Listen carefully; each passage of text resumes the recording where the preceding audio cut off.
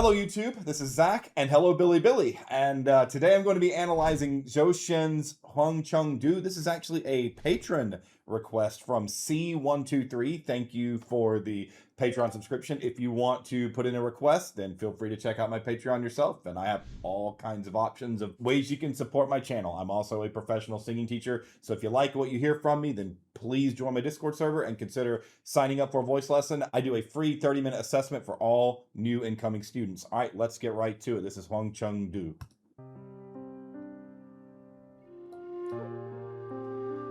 I never know what to expect with Zhou Shen, ever, so who knows what's going to be this time.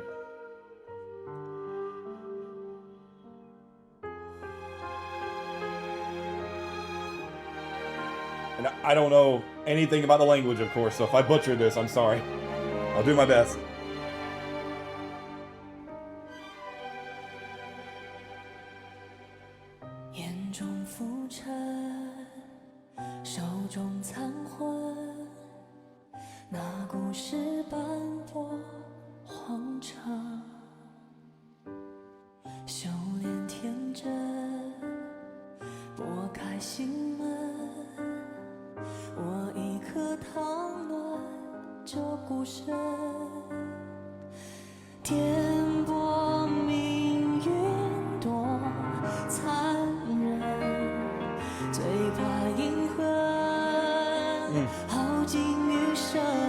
Beautiful melody.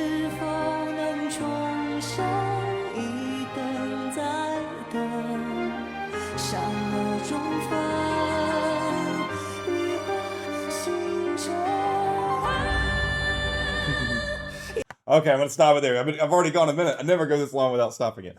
Wow. Okay, I just got caught up in it. That was beautiful. That melody, the lyricism of his voice. Lyricism, like when you talk about being a lyrical voice, it's kind of a catch-all idea of being able to sing or play an instrument in a way that sounds light and soft and delicate and gentle, but still emotive and and effective at conveying ideas. Now, I don't know what this is about. I can probably take a moment and look at the text. As a matter of fact, let me do that because I want to get an idea of what's going on here. So it seems that this is some kind of an OST. In Memory's eye, a horsetail whisk, and hands a tattered soul. That story played out in a desolate city. Cultivation and training, innocence and naivety, pried open the doors of the heart.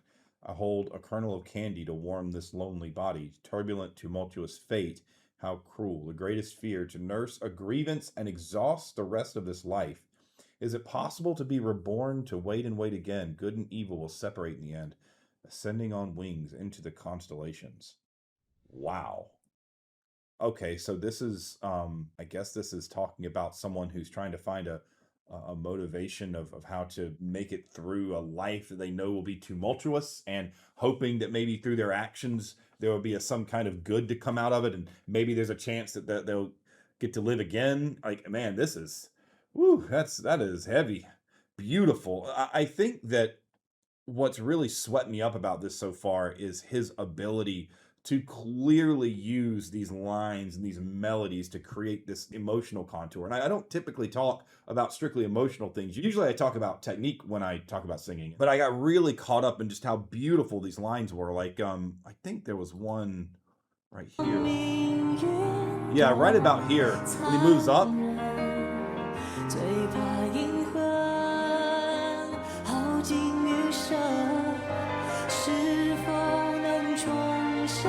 Yeah, all these little, like I hear this swell in these lines. Like there's just like almost like a glow in the sound. It's a little bit hard to explain, but the way that he's kind of navigating this is he's taking a lot of sound off of the voice. And we've talked in the past about the whole messa di voce concept, where you kind of use dynamics. You can use these exercises to control your dynamic levels. He's doing this incredible job of kind of sitting right in this space that's not quite like mezzo forte or like speaking volume. It's just a little bit softer, but he's keeping the voice present. He's keeping enough chord closure. He's keeping it present sounding enough to where there's this like ethereal quality to it. It's beautiful. And when he moves up the voice, he's kind of navigating into this heady space, but it's not a full-on mixed voice because you can still hear that timbre of his natural sort of speaking sound. This is a sort of a different dynamic. I mean, go figure, it's always like this when I listen to his music.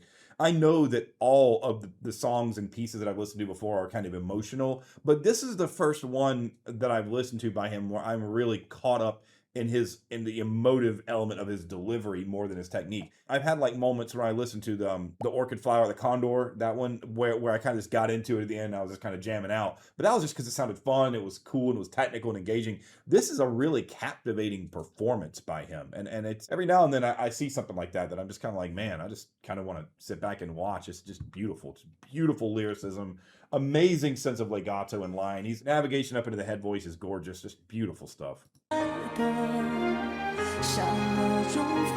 This is it, yeah. Just beautiful line.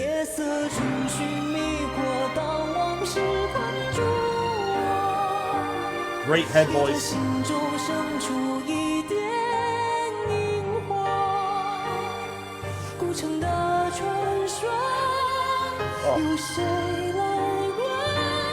Beautiful.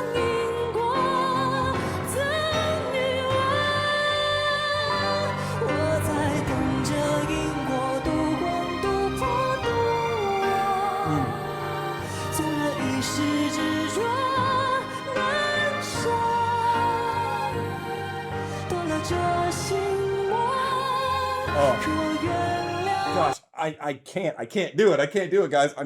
I gotta be a teacher, right? I gotta be the lyrics bro, right? I gotta talk about singing, but I just can't. I mean, I stopped it right in the middle of the phrase, so I snap myself out of this because this is just captivating. There's just been so many moments where he sings these melodies, da, da, da, when he does, of course, it's up an octave for me, but the way that he just navigates that very fine line between his like really bright lyrical chest voice and that like soaring beautiful falsetto sound. I mean, it's just an absurd amount of vocal control, because it's one thing to be able to move back and forth between those registers, but to be able to do it with such grace and make it so fluid, like lines like that, it's just this guy is just uncanny. Like I think I'm gonna start right on it if I'm not mistaken. Like no.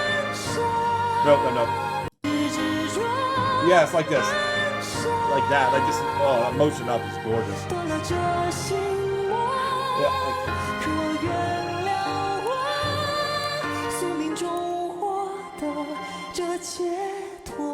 Yeah, I love it. It's fantastic.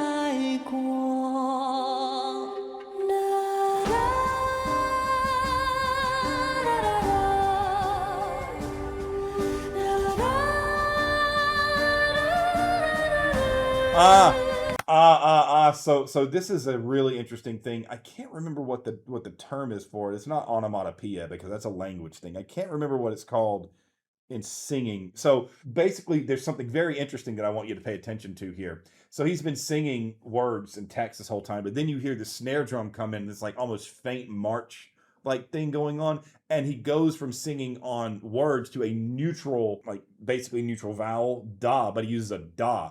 Da gives it kind of this rhythmic impact. So I think in the composition, he's supposed to be singing this neutral da to contrast the sound of the snare drum to kind of create a rhythmic contrast. Listen to that again. That's pretty cool. I snapped out of it for a second to hear it, but yeah, listen to this. So you'll hear the snare drum da da da da da come into the background, and then you'll hear him start singing da. So it gives this really cool, like the voice kind of becomes a rhythm instrument. It's really neat. Right here. So you hear the snare? Da, da, da, da, da, da, da, da. Very cool.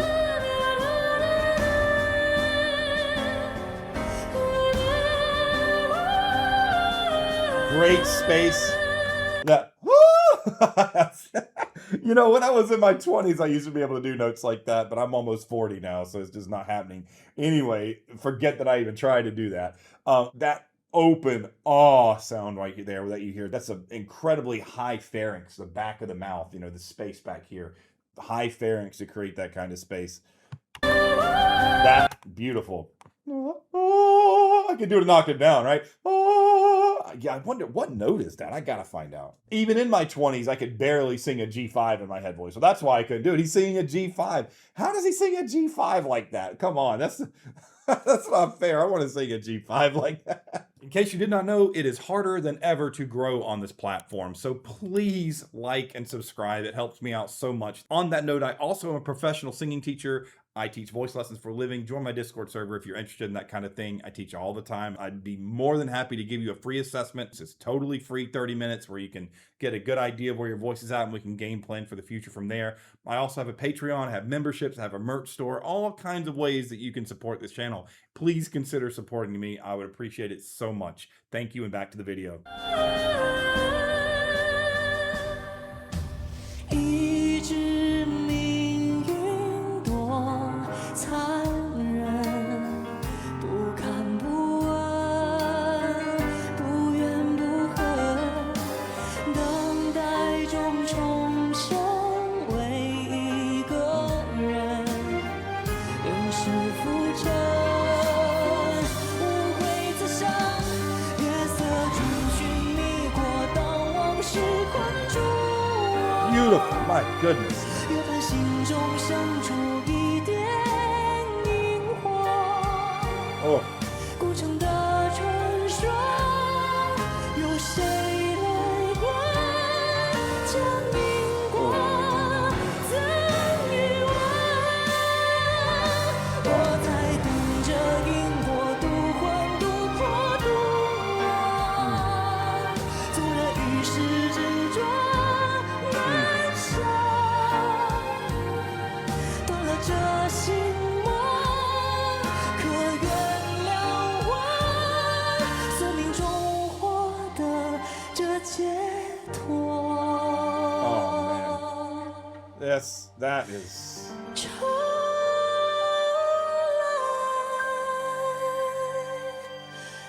过。